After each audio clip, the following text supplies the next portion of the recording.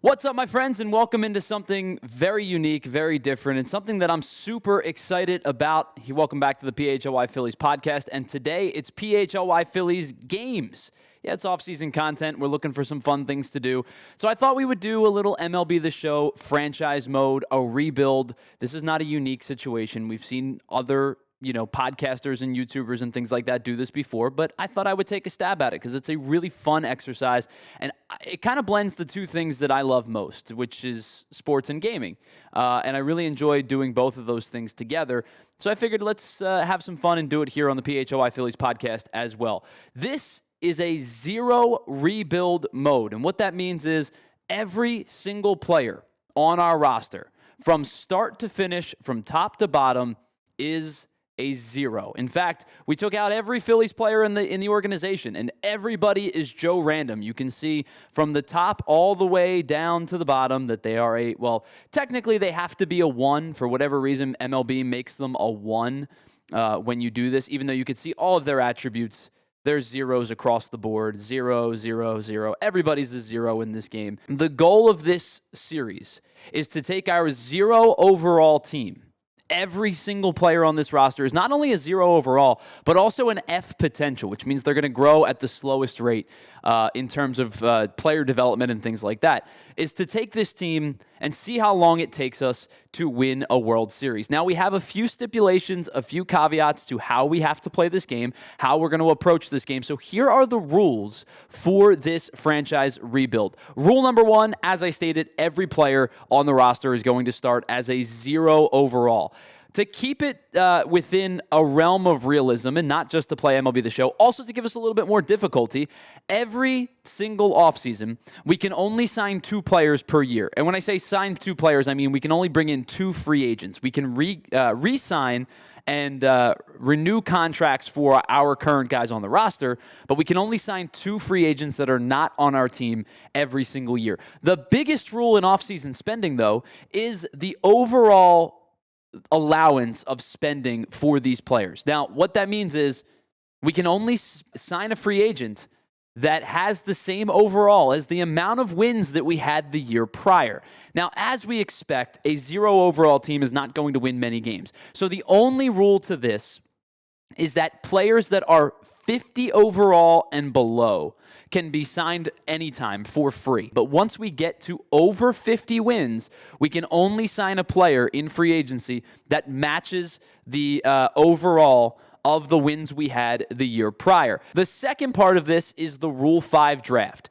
If we are a 60 overall or less, we can sign 2 players in the Rule 5 draft. Once we get to 61 to 75 overall, we can only sign 1 player in the Rule 5 draft per year. Once we're 75 overall, we can no longer use the Rule 5 draft in any capacity. So those are the rules. That's where we're at. It's going to be an uphill climb for sure. I'll be honest with you. I expect us to win 0 games this year. I think that this team is going to go 0-162 and not win a single game. And in fact, I don't think they're going to score many runs. We might lose games 40-0.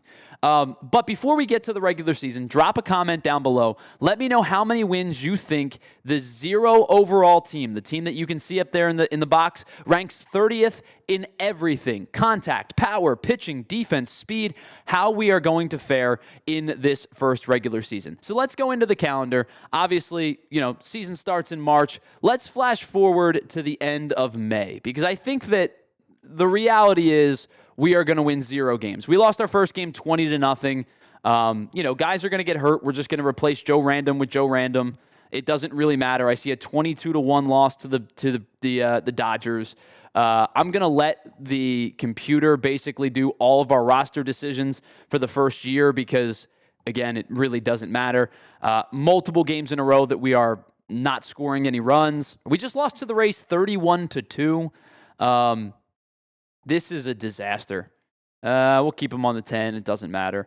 We'll actually do real life, simulation stuff and real life roster construction when we aren't the worst team in the history of baseball. So through the end of May, we are 0-58, as we expected. Let's just go and take a look at some of the numbers really quickly, just to see how bad that this team actually is. Obviously, we have not won a game. I don't expect to win a game. Our highest average through the first couple of months of the season is 170. The most home runs hit is 1. The most RBIs is 5. We're not scoring runs. This is not a surprise. I expected us to be this bad. I figured we probably would lose every game. Let's take a look at our pitching staff. ERAs of 21, 20, 17, 16. The best ERA on the team is our closer, who has pitched 51 innings in the first 3 months of the season, has a 10 ERA. Nobody on the team has a sub-2 whip.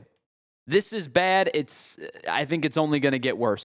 All right, so we just flash-forwarded through the month of June, basically, because it was just injury simulation. We were playing, copy-paste, keep active, return to the roster. So we just simulated a little bit through that. It was just way too much time. We are officially at the 2025 draft. Now, the problem here is, I guess we can queue up some prospects. It doesn't really matter because our scouting was pretty dreadful.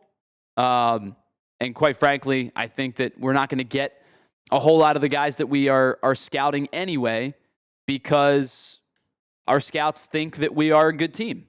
So here's the issue. So we're going to go to the Major League Draft now. Here's the problem that we're going to face with this is that we are selecting like 27 or 26 because remember the year prior, according to actual baseball, the Phillies were good. The Phillies are not good this year. We're going to probably have the number 1 overall pick. Now, it is a draft It's what do they call that? A draft lottery. So we may end up picking, somewhere between 1st and 6th. But the reality is we're going to be in the top 6 pretty much every year for the next couple of years. All right, so we're on the clock officially at 26th. The guy that we saved into our queue is unsurprisingly gone. Most of the players here that were scouted did not do a very good job of being scouted. Some of these guys are fairly high overalls and fairly high potentials. Like we said, what we want to make sure we do is get the highest potential player with somebody who can also pretty much come in and be a major league player. So when I think about this guy, for example, his potential is up to a 94 overall. He's a little bit older. He's 23. He's a college player. His overall is pretty set at 65 to 70 to start, which means that he could be a very rock-solid player right away for our team. The other options, I think you start to think about some of these guys with the 95 potential, but a ridiculous range of overall. He could be a 51. He could be an 81. That's kind of the unfortunate part about picking guys, especially high school players, that are not very highly scouted. So if we go to our scouting department, we have a handful of players that are scouted left, and I'm trying to find the best guy with the most scouted, motivation to sign plus the most scouted ability. It's like this guy was scouted 100%, but he's only a 86 potential overall, which means he's a solid middle of the rotation type of guy. But we're looking for higher upside in the overall, in the potential, especially considering we need guys that are going to eventually be like legitimate major leaguers. Now, like this guy, for example, this second baseman, when he is at his best, he might be a legit superstar. But the problem is we haven't scouted him very much, and he's only a 66 low-end potential and a 59 low-end overall. So do we go with Jason Little because we kind of know exactly what he is, or do we try and take and make a play for Gary Wills, knowing that he could stink? I think with how bad that we are, we need some sustainability and somebody who is going to be pretty much MLB ready right away. And with that being said, I think we are going to go with Jason Little because this guy is going to step into our rotation on day 1 and be the number 1 pitcher in the league. We're going to draft Jason Little.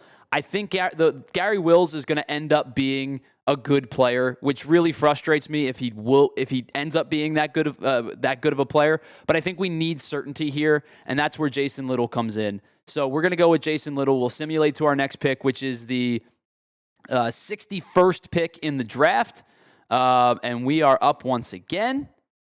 So let's see who is still available. was trying to see if Gary Wills maybe made it, but I doubt that he did. But let's see if we can find somebody. Like this guy, for example, he's a reliever. I don't know how much a reliever matters to us, especially a 21-year-old, knowing how bad our team stinks right now. But it is hard to ignore the 97 and 95 top-end potential. And then you get, again, high school players, this is a catcher. He could be really, really good. He could not at all. The 36 to 70 is such a ridiculous range that I have absolutely no idea what type of player he's going to be. So I think we are going to go to, we are going to end up taking one of these relievers. Whether it's the 21-year-old Will Barnes or the 19-year-old Carmine Cisneros, it depends on, do we want a righty or a lefty? Do we want a younger guy? Or do we want the guy that's a little bit more proven? I think we just need pitching. And I think we need to get pitching as much as we possibly can. Again, having a reliever is not like the greatest thing in the world, but I think a guy that's a 76 minimum potential, this guy passes the eye test for me. This guy passes the overall test. We are going to draft Will Barnes, the reliever, with the 61st pick in the draft. So now we'll simulate once again. We will go to the pick. We'll go to pick 105, I think we have. Yeah, pick 105. I'm not sure who's all left. We only have 2 players left that we scouted. Again, now we're starting to think about high school players mostly. Guys with wide range of potential versus overall. It's a lot of relievers left. I think we need to look for a position player. Now we're taking chances. Now we're into the 3rd and 4th round. We're just kind of taking chances on guys. I think, you know what? I initially was going to go with the shortstop. I think we're going to go. Oh, we timed out. We took Jimmy Castle. Are you kidding me? Well done, Tyler. Well done. Anyway, that's our next player. Jimmy Castle's on the team because I can't read time, apparently. But I think we're going to just immediately go and take Pablo Hernandez as our closer of the future. He's 19 years old. I think eventually he will be a pretty good reliever for us. Let's get to pick 165. Steven Mason, whose overall isn't stellar, but the potential has a chance to be a 99 potential. That's exactly what we're looking for in the later rounds. That's our shortstop of the future, hopefully, Stephen Miller. We are going to just go and take the 87 potential reliever, the 21-year-old. We're going to draft him. Our bullpen should be solid soon. This is Charles Kobayashi, the 194th prospect. We got it 195, kind of right on the nose. And that is the end of the first-year draft. It's officially time to sign our picks. We are pretty much going to sign all of them if we can. Number one priority is going to be our first-round pick, the starting pitcher. I think we just absolutely need him. MLB suggested slot is 3.33. We are going to offer him above bonus pool money because we really need this guy. We're going to offer him 3.44. He decided to sign with us. No surprise. Pablo Hernandez, let's see what kind of contract we can offer him. He's looking for $520. We're going to give him slightly over asking at $590. Who else do we need to sign? We need to sign Jimmy Castle. I don't particularly love Jimmy Castle, but that's what happens when you mess up on the game. What an idiot! We'll give him slightly over asking as well. He has decided to sign with us. No surprise. Everybody that we offer slightly over asking for is very likely going to sign. This guy's only asking for $410. All right, he's looking for $380. I'm going to give him $423. So let's see what Kobayashi wants. He wants $302. We'll give him slightly over. He declined it. That's surprising. I am surprised he declined the slightly over asking price there. We offered him $313 the last time. We'll give him $350. He signed. So really, we only lost the one guy. All right, so we just simulated to the end of the season because there was no point in doing anything else. We kind of expected to have this type of year. So let's take a look at the standings. The Braves win the division with a 107-55 record. Mets make the wild card with 94 wins. We unexpectedly went 0-162. We scored 85 runs and gave up 2,380 runs. We were 0-52 in the division, and we did not win a single game. The next closest team, the Marlins won 68 in the National League. The Rays won 65 in the American League. We were 0-162. And not only were we 0-162, we were also 0 and 150 in AAA, and 0 and 138 in AA. So combined, we went well over 0 and 500. 0 and 500 as a collective organization. That's how bad we were. Now it's time to get to work. Here's the problem. My entire roster has retired. That is problematic. Our roster right now is down to 15 players. All right, so all of our contract players have been renewed, which still leaves us with, 60-ish spots to sign. So here's the thing. I know how all of the priority free agents are going to sign, or we know that the priority free agents are going to sign. We cannot sign any of them that are above a 50. So we're going to scroll and scroll and scroll and head on down to the 50 and below group, which should just be, we probably should have just gone in reverse order because we are just scrolling for ages. One eternity later. All right, well, that was painful. We ended up having to spend way too much time trying to construct a roster, but look at this collection of talent. Yeah, I know we have to change our MLB roster and stuff like that, but we have players who can actually play. We have a couple of 60s, handful of 50s. Now, I do have to say I make one concession. There is a minimum amount of players that you have to sign at every position, and when I went to go sign starters, there were only a handful of 50s or below, so I have 2 starters that are 51 and a closer with the same thing. I only had 2 closers. I had to get a 51 there. Everybody else is below a 50, but we have not zeros. We have 45s and 50s and a couple there. See, you got a couple of guys who re-signed. We have a couple of 3s still. But we are still going to be the worst team in baseball. There is no question about it.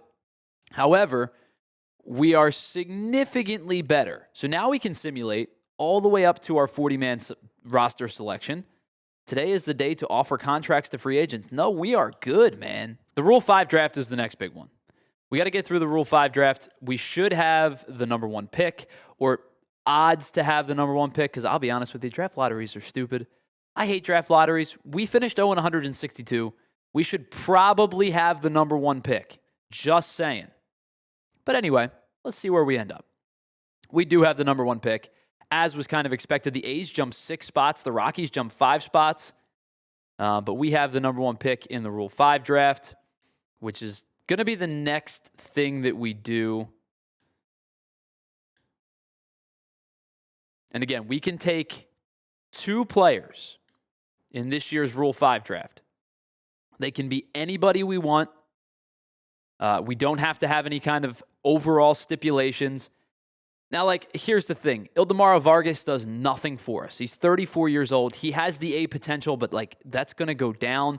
He does absolutely nothing for us. I think we need to look into either young starting pitching or somebody that has a really good potential that is a little bit on the younger side. Now, this catcher was with the White Sox in this game with the Knights, but I think now in real life is with the Cardinals. Would make a ton of sense. He would be our starting catcher. I think Pozo is going to be our catcher. All of our other catchers absolutely stink. We're going to draft Yohel Pozo as our first overall pick in the Rule 5 draft. We can have 1 more selection. We'll see who's available. Still don't want Ildemaro Vargas.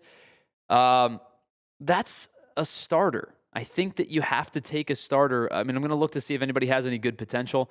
Hunter Barco could make sense with a B potential. I think we're going to take a starter because I think we need somebody who can come in and pitch right away. But I want the guy with upside.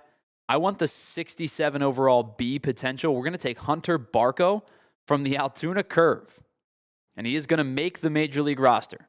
Now, that's it. That's all we're allowed to do. We have to skip this selection, which unfortunately really stinks because we pretty much would have had our choice of anybody that was left. But now at least we have 2 guys at the top of our rotation, or a guy at the top of our rotation who can pitch a little bit. Barco's going to slide in. Little is also going to be our number 2. Pablo Hernandez is our closer. All right, so at this point, we can just simulate the spring training. All right, we are officially in year number 2, and we still are not any good. However, we're a little bit better. You can see, again, this stellar group. We have a 70 We have 4 60s, a couple of 50s. This is not a good team. This is not a team that I expect to win more than, 30-ish games. But it's a whole heck of a lot better than the team that we had a season ago. We could even start thinking about, could we make a trade? Is there somebody available? Like, Pozo has actual value. Does anybody want him? Maybe, maybe not. But it's a guy who has actual value, and we could think about starting to make trades. That's a huge step in the right direction. So next episode, we will do season number 2. We are still the 30th ranked team across the board with the exception of speed. Somehow we're the 20th speed team in baseball. But next episode, we will get into year 2. It will be much more exciting, I promise you. But thanks so much for hanging out with us. Drop in the comments down below who I should have selected in the Rule 5 draft, who I should have taken in the draft itself, and let me know which of our players that we selected in the draft you think are going to be cornerstone pieces to the roster. Next week, we'll do season number 2.